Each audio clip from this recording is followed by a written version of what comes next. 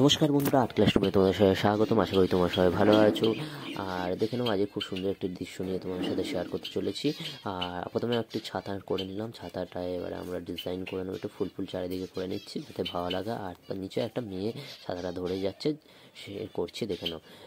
মাথাটা করে নিলাম, এবারে আমরা বডির পোর্শনটা করছি, দেখে নাও।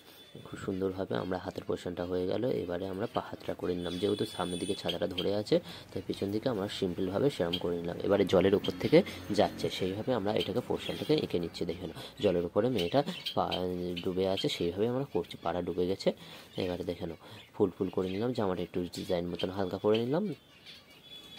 এবারে দেখি নাও আমরা কীভাবে সুন্দরভাবে এটাকে ফোটাই। এবারে আমরা ঘাস করছি, যেহেতু জলের তলায় ঘাসপালা সব কিছুই চলে গেছে। আর যেহেতু মেয়েটা একটি জায়গা থেকে যাচ্ছে খুব সুন্দরভাবে। আর দেখে নাও ছাতা মাথায় দিয়ে যাচ্ছে। আর অবশ্যই বন্ধুরা কেমন হয়েছে জানাবে ছবিটি, আর ভালো লাগলে অবশ্যই একটা লাইক করে দিও।